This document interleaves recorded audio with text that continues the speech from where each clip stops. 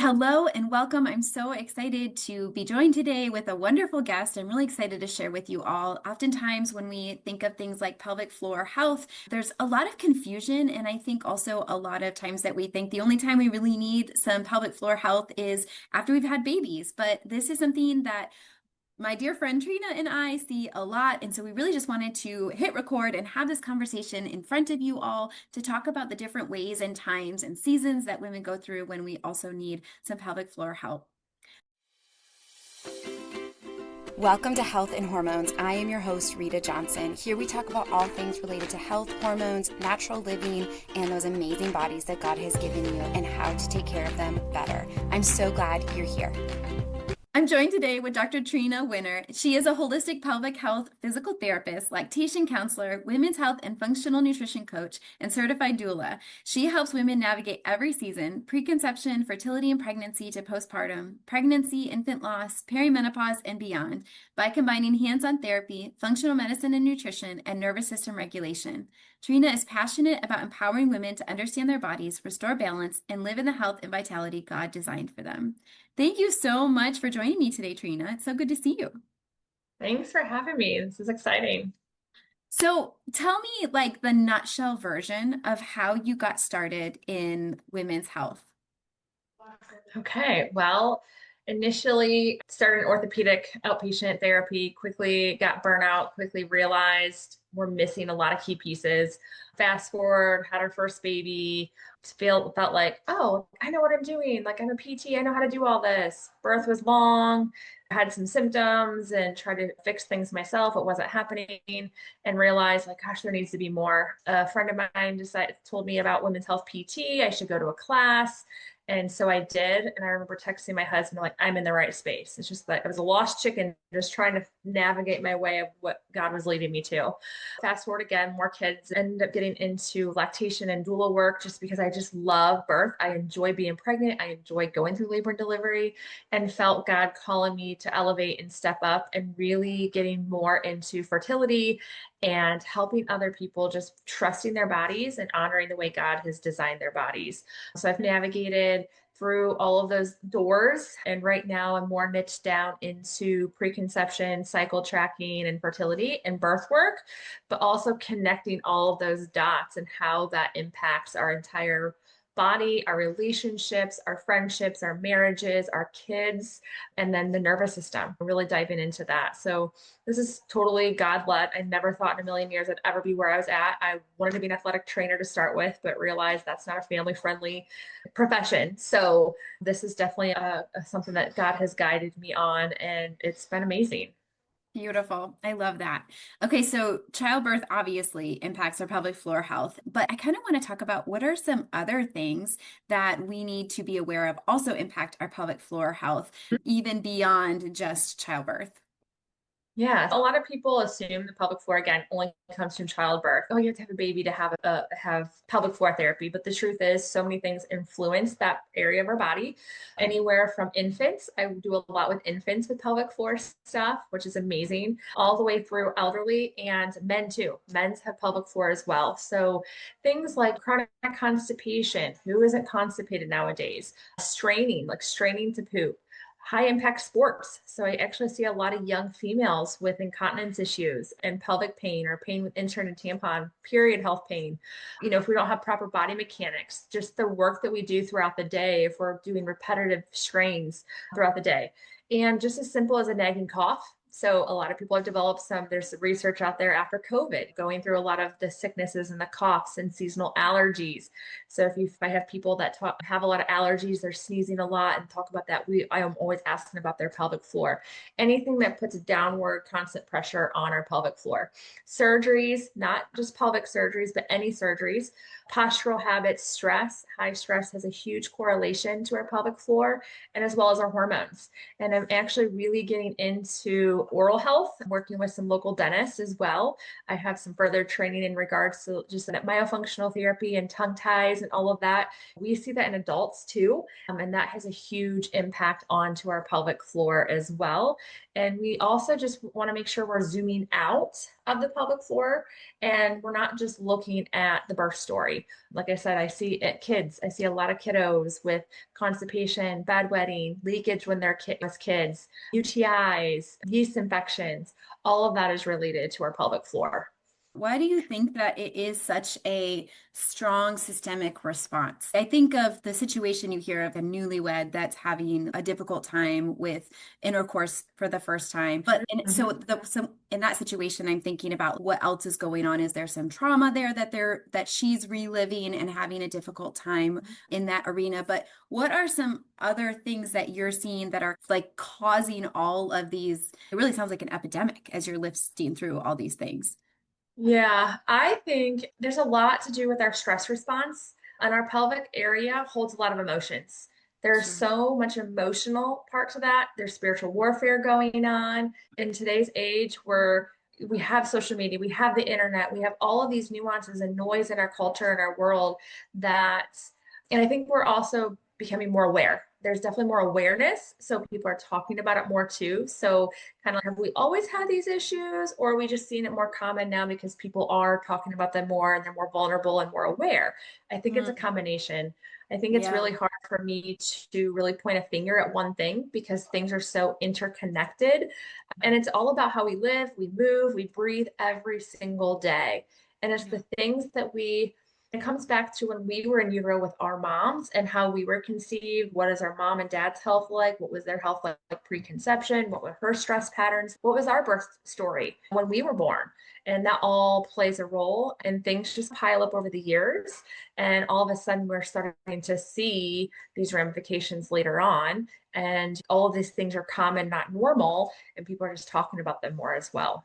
Yeah, for sure. Okay, so talking about piling things up on over the years, I talk a Mhm. lot about perimenopause and the menopause transition. So talk to me a little bit about what do you see in pelvic floor health during the perimenopause transitional time? Yeah. So perimenopause is definitely something I feel like is talked about more. A lot of people think, okay, yep, we're having our periods, and then all of a sudden they stop, we're in menopause. People forget about that beautiful transition period that can go anywhere from 2 years to 10 years.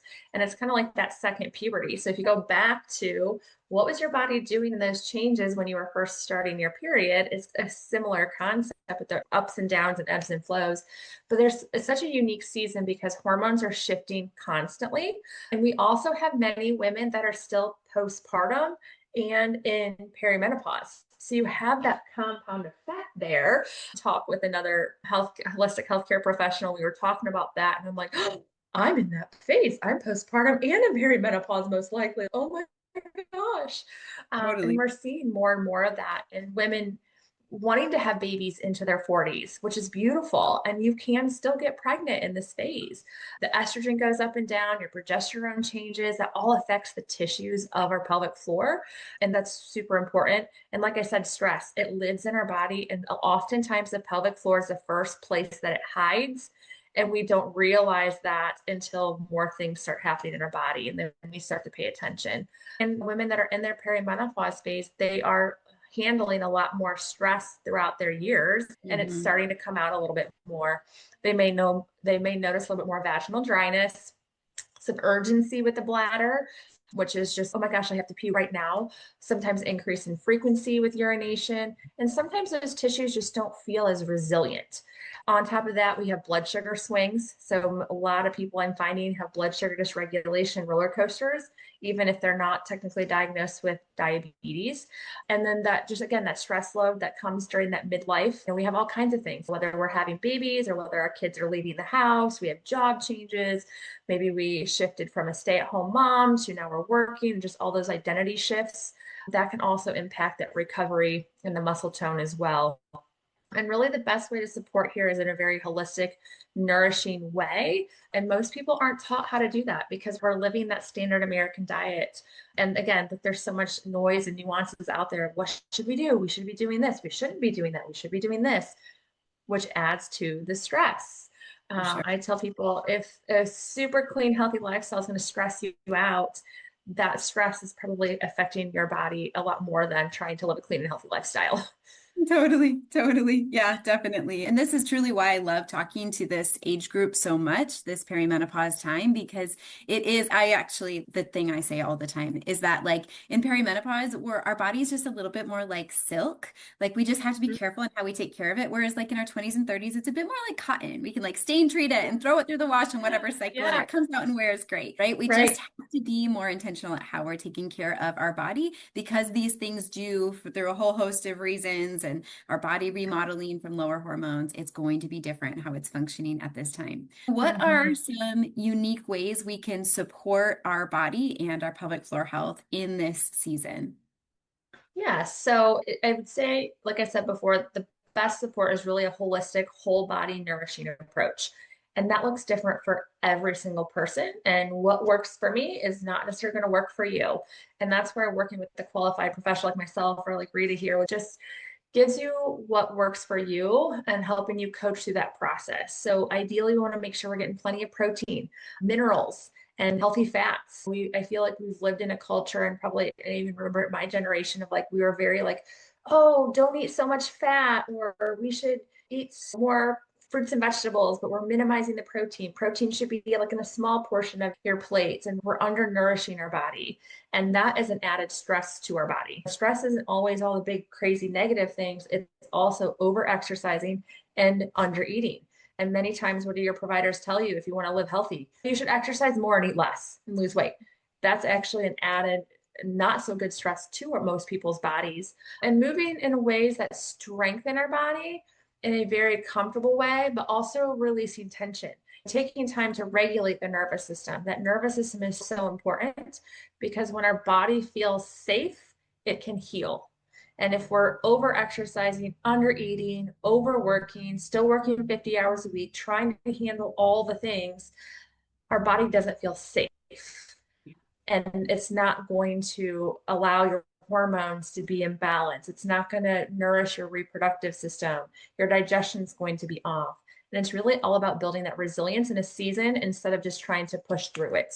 I was just talking with a group of ladies here this morning. We have kind of like we did a little rest and retreat day today. And we talked a lot about that, giving ourselves permission to slow down and rest and live in more of like a garden state versus this push through mental toughness, industrial, go, go, go kind of state. We'll rest when we're dead. I used to Yeah. have that mentality, sleep when I'm dead. And talking about sleep, that's important. We can eat the healthiest foods in the world. We can be living the best healthy life. But if we're not getting good, nourishing, restful, restorative sleep, our body still can't heal. Mhm. And again, as the estrogen comes up and down, we start to lose some of that elasticity, that collagen. So sometimes we have to eat those. Maybe we take a collagen supplement. Maybe we have different broad variety of proteins to get more collagen, making sure we're getting those antioxidants. Our progesterone shifts. There's a lot of things we can do to naturally support progesterone, like making sure we have plenty of vitamin C, plenty of fats for regulating your blood sugar. Yes, there's hormone creams and hormone replacement therapy and all those things out there, but those are hard topics to talk about because so many people are so fearful of those things. And luckily, there's a lot more research out there finding the right provider. And if that's something that somebody needs, then that may be the case. But you start messing with hormones, they play a very delicate dance, and you start messing, tweaking one, the other ones are going to not be so happy. And so, really, foundationally, it's really important to support those foundations. And it's a lot of hard conversations to have with ourselves, our family, our loved ones of where do we need support? Where do we need rest? Where do we need nourishment? Where do we need nourishment? Because as women, we're not men. We're designed very differently for reasons. And we want to honor that God's beautiful design and live more again in that tend and befriend and that tending the garden type of mentality. Yeah, for sure. I love that. I love the talk of the garden because I think just we visualize an actual garden that is very life-giving and that alone kind of puts us in this calmer state of peace and tranquility. It's not a place that we're like maybe our kitchens where we're like go, go, go, talking to all the people, doing all the things, being everything for everyone. It's more of a state that we would be more reflective and more calm. And it actually reminds me too of a conversation you and I had about when we first started messaging each other. We talked about how we're both team no notifications, and it's those kinds of boundaries, right? Sometimes they're that Yeah. simple, of like if my ringer is never on my phone, and I have a way that they can override it, like if my husband calls me or my son calls me from his cell phone, but Mhm. otherwise I don't need to be distracted from dings constantly of people texting me that are not emergent, because my body is Right. receiving it that way. And we're so hyper connected that that can become a very high source of stress and distraction, right? Yeah, I can't get any deep work done absolutely. if I'm trying to like be aware of everything that's going on in the world and all of these news media outlets that Mhm. are constantly flooding our phones. Our body feels that, and then it's going to impact things like this delicate dance of our hormones as well. So, what about menopause? Are there unique things you see as we go through the perimenopause shift into menopause, or is it really quite similar? Like as we start to shift through perimenopause, it just holds on. Sometimes we see things be unique at that time, and sometimes it's same old song. Mhm. What do you Yeah. see in the menopausal time? I think a little bit of both. So when we shift in that perimenopause is not the end of vitality. It's not like, oh my gosh, we're cycling and all of it. And all of a sudden, like, duh, now we're in menopause. Like everybody thinks of this menopause is just like, dump, life is over kind of thing. But actually, the perimenopause is such a fun phase because it's a call to recalibrate of the next kind of shift, like all these gentle shifts. And I encourage people when you talk about the slowing down, no notifications, those kinds of things, but like paying attention to your body. And I'm not always great at this, but I'm working on it. Of like, okay, if somebody calls you and you see their name come across your phone, if something comes on the TV with news, listening to your body, like, wait, did that make feel like? What does my body feel like? And getting in our body and knowing what is true for us, with the Holy Spirit saying, and not what everybody else is saying. And so I feel like this phase is so good because people are starting to pay a little more attention versus when we're 20, right? Like we're not paying attention to those things when we're 20 years old. We're fine. So now it's a call and an invitation to start paying attention a little bit. So once we reach that menopause and we're done cycling, hormones find a new baseline. It's not a bad thing. They just find a new baseline. Your estrogen, progesterone, and testosterone are starting to lower, and that's God's natural design. So we want to be very careful of how we're like bolstering those hormones at that phase, because some people want all of these bolstered hormones still and want to hang on to that. But God's natural design is for them to find a new baseline and to invite us into this new season. And we can look in that new season with curiosity and gentleness of like, oh, now what do I need to do? We may found might not bounce back as the way we used to. Our tissues might not even bounce back as the way they used to. We might feel like we have those general symptoms of like hot flashes, not sleeping. Oh, it's just menopause.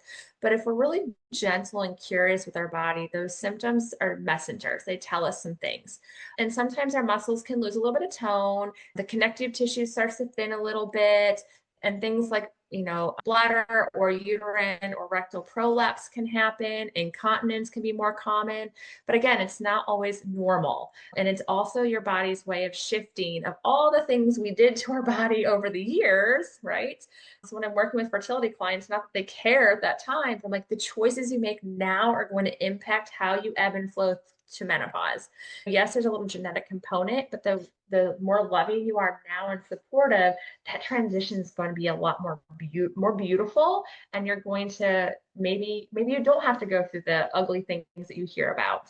And but the good news is we can do so much to support in this state. Again, it's an invitation to change and shift a little bit. Resistance training is huge, not only for your pelvic floor and your muscles, but also for your cardiovascular system, your bones, all of those things. We can significantly decrease our risks for those types of things when we do resistance training. Now, do I think go to the gym and start lifting heavy weight? No, it doesn't have to be high end. It can simply be just some squats at home, maybe some wall push-ups. I definitely recommend working with somebody to guide you through those, because if you're not used to doing those things and you start to ramp that up, or all of a sudden we see people now wearing all these weighted vests, which is great.